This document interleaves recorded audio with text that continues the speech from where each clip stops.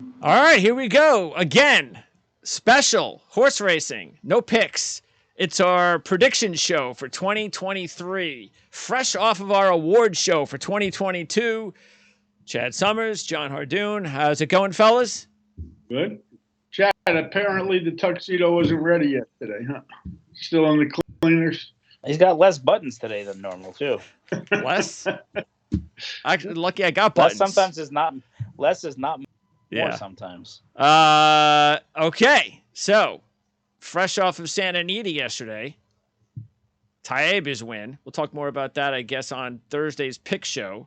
But this show is about predicting what our top analysts believe will happen in 2023. And in no particular order, let's get started with Chad. What will happen in the horse racing industry for the betterment of the sport in 2023? Prediction, please. The betterment of the sport. What? Give a prediction.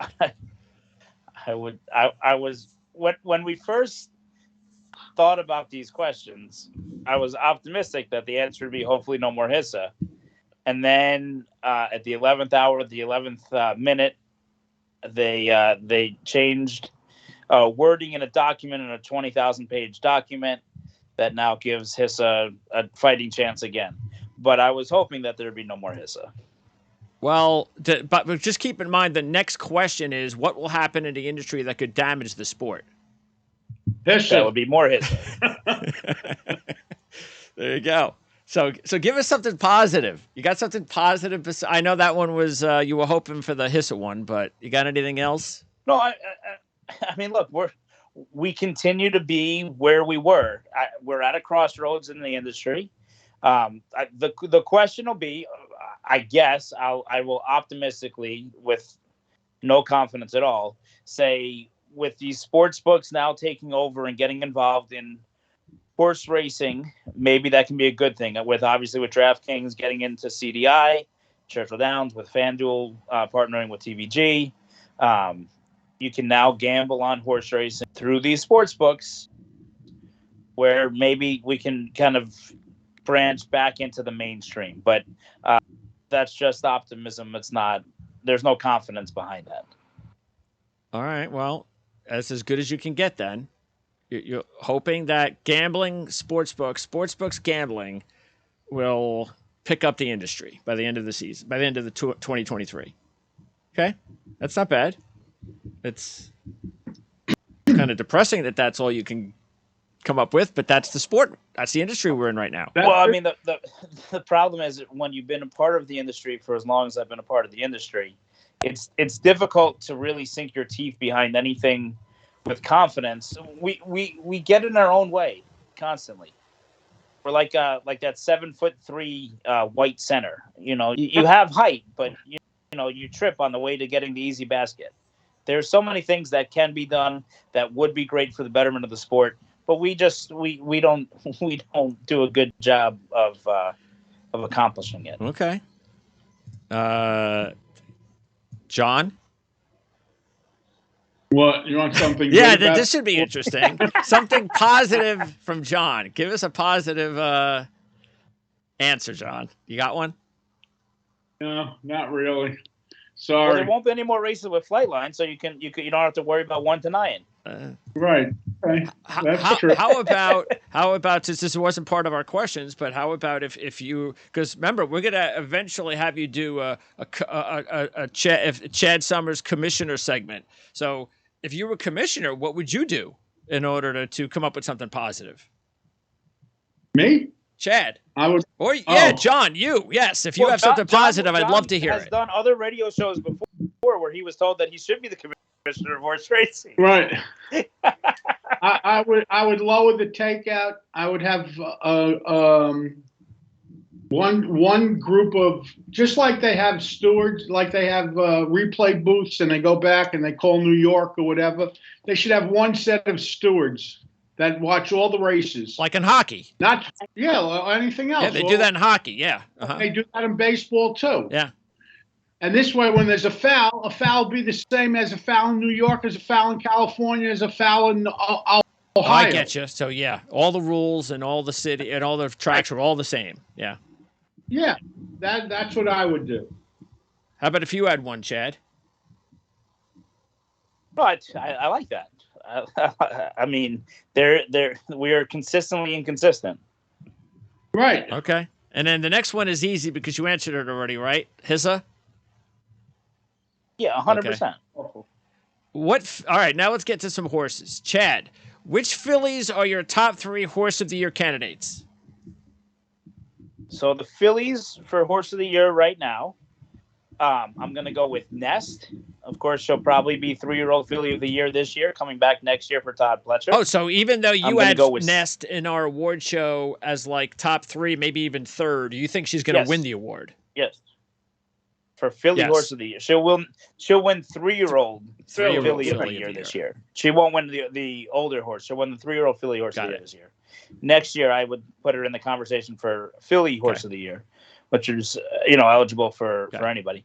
I would put Secret Oath in there because I don't think her Kentucky Oaks was a fluke like Red Strike. I do think that she rebounded enough. Her cotillion was okay. She was kind of a little bit of a tired horse in the Breeders' Cup and still ran well enough in the Breeders' Cup. And, getting a little freshening, getting some time off. Her trainer, the Hall of Famer, the coach, Dwayne Lucas. I can see her coming back next year. And I'll give you a 2-year-old turning 3 from the barn of Tom Amos. I'm a big fan of this filly, Hoosier Filly, who's lightly raced 3 for 3 so far, undefeated, and has won everything in an absolute How do you romp. spell that? So one to keep your eye on. Like Hoosier Filly. Hoosiers, like Indiana Hoosiers. Okay. Yes, Hoosier, Hoosier, Philly, Philly. All right. So that's like the. She's won. She's down at Fairgrounds now, and Tom Amos is. He loves the media. He loves being in the media, and he's toying right now with putting her on the Kentucky Derby Trail. Really? So if that happens, she's one that makes a lot of noise as the year goes on. Kind of how Secret Oath did last year. Ultimately running third in the Arkansas Derby and running in the Kentucky Oaks. We'll see what happens with Hoosier Filly. I think she's better than Secret Oath, personally. So far, yeah. No, absolutely. So would Hoosier Filly then still be considered a sleeper? Or not really? No, not really. No. Just for the mainstream viewers that we have, she hasn't run in the big races yet. So they might not really be aware of who she is yet, but they'll know her very quickly within the next few months, I'd imagine. Cool. John, do you have any other horses in that list? He covered them all. He really did. Another good 2-year-old filly is Wonder Wheel. That horse, that horse ran in the Breeders' Cup, and that's about it. I mean, there's only so many of them, and Chad covered them all. So Wonder Wheel, we'll keep an eye on Wonder Wheel as well. All right, John, you get the next question. Which 2-year-old filly and mare will have a breakout, and why? Well, the filly's going to be Hoosier Filly. That'll be the breakout. Okay, that makes sense. Yeah, she's going to break out, and she's undefeated, and she's won each race pretty impressively, to tell you the truth. And what was the next one? Well, yeah, you could do a mare as well. Since you gave us the filly. Yeah, well, Malathat, I guess. Well, she's retiring. Yeah, Chad? she's retired. All right, so who's left, Chad? Nest. Oh, Nest. Okay, so it's the same answer to the same questions. Okay. All right. How about, I tell you what, how about because I don't think I asked this one, how about a 2-year-old male horse that could have a breakthrough? Arabian Night, Instant Coffee, Forte. I don't know. What's the name of that Mischief horse that Cox has that ran second? Giant Mischief. You can have him. You can take him all you want. I don't like that horse. Okay. Did you agree with all those, Chad? You got any that John? Yeah, there's a horse that I'll add in that won at Aqueduct the other day, maiden special weight. It's a $1.3 million horse for Todd Pletcher, Mandy Pope, Whisper Hill Farm. Tappet Trice. Broke a little slow, ended up going wide, got a really, really good number out of the race. He's one that I'd be interested, whether he left for Florida already. He's down at Palm Beach Downs for Todd Pletcher. Whether he comes back up for the Withers going a 1.8 miles in February at Aqueduct or stays in Florida, we'll we'll see. But he was one that was impressive, winning second time out, breaking his maiden for Todd Pletcher. Did you mention Fava as one of those 2-year-old fillies once? Fava. She ran yesterday at Fairgrounds. She ran terrible. Well, she stumbled. She's okay, but she's okay though. Look, she missed the break pretty good. Yeah. And I think Louis Saez kind of had her out of her game, and I do think she's better. She ended up running third yesterday. I do think she's better than that. I'd be willing to give her another chance. Okay. All right, Chad. Which male 3-year-olds are your top 3 Horse of the Year candidates then? Well, it's not just males, right? So I'm going to put – it's for Horse of the Year in general. I'm going to put Nest in there because she was so good last year, and she was able to run second against the boys. So I can see her maybe taking on the boys again down the road. The ownership are keen to do so. And then I'll add in Taibud since he's one of the older horses remaining in training. He'll go to Saudi Arabia and Dubai after this. It'll be interesting to see how he gets along. And I'm going to add in Elite Power. Elite Power kind of came from out of nowhere, winning 4 races in a row, culminating with the Breeders' Cup Sprint, and was very impressive each and every time. He's coming back next year. And right now it looks like he could maybe be the one that dominates that sprint division. So similar to what we saw from Jackie's Warrior. People forget, outside of Flightline, going into the Breeders' Cup, well, maybe before the Breeders' Cup because he got beat in the Forego, but Jackie's Warrior was listed among everybody's Horse of the Year candidate. So you can be a Horse of the Year candidate as a sprinter, and I can see Elite Power taking that step forward for Bill Mott and Juddmonte Farm. So Taiba, Elite Power, and who was the third? Nest. Boy, just can't get enough of Nest. John? Well, I like Tiber also. I mean, I think, if he stays sound and stays racing, that's a question in its own right. I don't know. Were you impressed by his win yesterday, Chad? No, but I've never been impressed by him. Look, he got the job done and he won by 5, and that's really all that matters, right? He was closer than I thought he was going to be into fast fractions. He's finally kind of progressing along the Bob Baffert school of training. But it's going to be interesting. Going to Saudi, look, it's an important race. His owner, Amr Zandon, is from Saudi Arabia. It's an important race for him. He points for it. He ran second in the race last year with Country Grammar, who also won yesterday, who also will be going to Saudi. So he's going to have a 2-headed monster going into the $20 million race. And they're going to do everything they can to win. And it's going to be interesting to see the strategy and how everything kind of evolves. But Taiba will likely be the favorite for $20 million the next time we see him on February 25th. That's actually not even a bad question. So then Taiba, Country Grammar, any other horses that we should keep an eye on for that big race? Well, I'd imagine we'll see Folsom. He's a Juddmonte horse. Juddmonte, obviously, the family is from Saudi Arabia, so it's a race that's near and dear to their heart.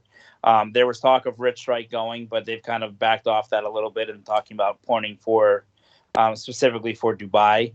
Maybe a West Willpower for the Brad Cox barn as well. And then just kind of see how everything kind of transpires. It's going to be interesting to see what other names kind of start heading that way. John? No, I agree with everything Chad said. He's covered it all. He really did. That horse that we talked about for the awards show, the one that which was the horse that did really well overseas? Forget the name of the horse. I'm looking through the awards now. The filly that won in England. Mind Games? No, that's not a filly. Who? Let's see. I'm looking for it right. You don't remember, Chad? It was your pick. It was. Let's see. I don't think it was. It wasn't Malathat, Clarier, or Nest. So yeah, we have it on the awards. You don't remember the? You're talking about yes, Moira? that was it. Moira yes. ran in Canada. How is it? That was Canada? Not okay. quite England. I thought it was England. Okay. Yeah, the Queen Elizabeth. Or Oh, whatever. the Queen's Nest. Okay, whatever that thing is. Queen's Plate. Yeah. Queen, Okay. Yes. Queen's That's Elizabeth. what it was. Yeah. I got By the Nest way, in my mind. It is, as we talk about the future, it is relevant to note the Queen's Plate, forever run in Canada for the top 3-year-old Colton fillies, has now been renamed, in keeping with tradition, the King's Plate, as there's now the King of England. So the Queen's Plate will now be known as the King's Plate. So when you see that coming up this year, this summer, it's not a new race. It's the same race, $1 million race, big pot, big race. But it is now officially going to be called the King's Plate moving forward. Because the Queen passed away, and now there's a king. It's an ode to the rulership, not rulership, whatever you want to call it. So it was the King's Plate like 70 years ago. Years ago, I guess it was the King's Plate. I mean, before she the was Queen the Queen came around, but for the last 75 years, interesting. Yeah, the Queen's Plate. So let me get back to that Moira question. Are we going to see Moira at all? We should. It'll be interesting to see how she's spotted. Trainer Kevin Attard isn't known necessarily for shipping a lot out of Canada. He did in the past. He stables in Florida in the wintertime, and he had in Saratoga. So there's a chance. But right now, all kind of options are open right now. We'll see what happens. Is Moira? She's 3. She'll be 4 next year. Oh, okay. In 2 weeks. And fairly lightly raised. But she could run. How could she run or qualify for a Breeders' Cup race? She ran in the Breeders' Cup this year. Oh, she did. Okay. How'd she do? Ran in the Philly and Meriturf this year. They haven't wanted to run her on the dirt. She breezes well enough on it, but she hasn't really had a chance to run on it yet. Okay. Kentucky Derby. Now we already talked about some of these 2-year-olds turning into 3-year-olds, but is it the same horses? You know, a top 3 for Derby winning horses? Kind of is. Yeah, it becomes, I don't know. Some of these questions are like repetitive. So tell me what you think about, I mean, give me a few horses, Chad. Derby winning horses, potential top 3. I know it's early. Well, I mean, look, we're going to have the same issues with this that we had last year, where Bob Baffert has 8 or 9 of them on the list. And as of now, there's no Bob Baffert in the Derby. So do they transfer? Do they not? Do they move? You know, is that why Tyba got beat because he wasn't with Bob Baffert? Who knows? But obviously, he's had a lot of nice young horses already kind of on that Derby trail. So it'll be interesting to see how that goes. Brad Cox as well. You know, another win yesterday, winning the Gunrunner Stakes. He'll be loaded. Extra Neho is a horse that we were very high on when he broke his maiden, but he's gone home since then with an injury. That's going to be tough for him to make it back in time for the Derby. But look, things are gonna ever revolve over the course of the next few months as it comes to the Derby. And we haven't checked, you know, all those $30,000 maiden claiming races at Churchill to see who the next rich strike is. There you go. Okay, so right now nobody can or can they wager on a Kentucky Derby future? Yeah, you can. You can. They closed they had a pool 2 weeks ago, I think, that closed. Yeah, I think the one through Churchill refuses to put any Bob Baffert horses. If you go through Vegas, then Bob Baffert has 2 or 3 of the top favorites. Right. Let's see here. So this is the one that's okay. Let me see if I can. All right. So Forte, I imagine, and the Churchill one would have closed as the favorite, while Arabian Night is probably the favorite. Although the Baffert horse that won yesterday, first time out, took a lot of money overnight. Who's that? What was that horse's name yesterday? Faustin, I think. Faustin. Okay. Yeah. All right. Let's go to. If you had to predict based on the horses that you know are going to be the best of 2023, if you had to pick a race and say, okay, you know what? When we do our awards, this is going to be the race that everybody's going to point to as the race of the year. Go ahead, Jen. I mean, look, from a mainstream standpoint, it always is the level of demarcation is the Kentucky Derby. And then after that, who shows up where, when, this, that, the other. Who knows? Jonathan might say the Pegasus. It'll be the last chance we get to see Cyberknife running. So it'll be the best race, hopefully, that he's watched. But for me, it starts with the Kentucky Derby. That's your race of the year until somebody else passes it. All right. Can you give me any horses that you're particularly going to follow with keen interest for whatever reason? Any reason at all? You just have a horse that you just figure, you know, and you could be the same one of these horses you've already mentioned, or it could be another horse it could be an older horse, somebody that you just have an interest in following it for whatever reason. Well, I'm interested to see what happens with Rich Strike. He's going to get rested. He's going to come back. He will never win another stake race ever. That's well, my. Look, if they go cold into the Dubai World Cup, which sounds like it might be their plan, then I might agree with you. But I'm interested to see the path that they take and the route that they choose. What would you do if I had Rich Strike? Yeah, I would. I don't mind pointing him for Dubai, and I would do like I did with Biscuits, and I would run him in a race, whether it be at Oaklawn or Fairgrounds, or Turfway. I don't care. Just in an easy possible spot to try and get his confidence up, win a race, and head over there with confidence.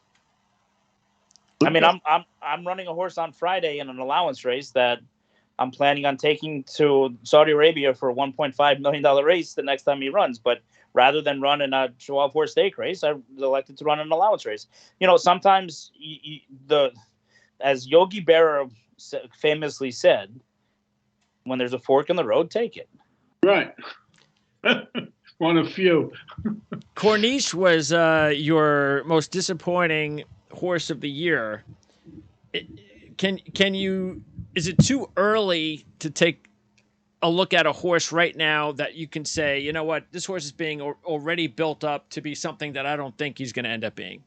Yeah, Jonathan mentioned him already as one he was following, Giant Mischief. I don't like the horse. I don't think he's going to stay sound.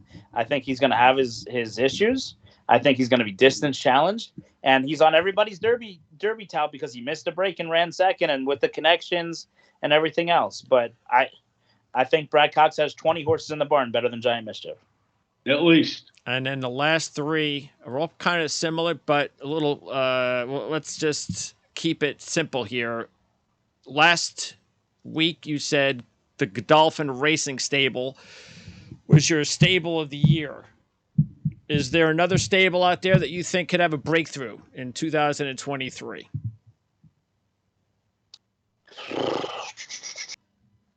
From an ownership standpoint? How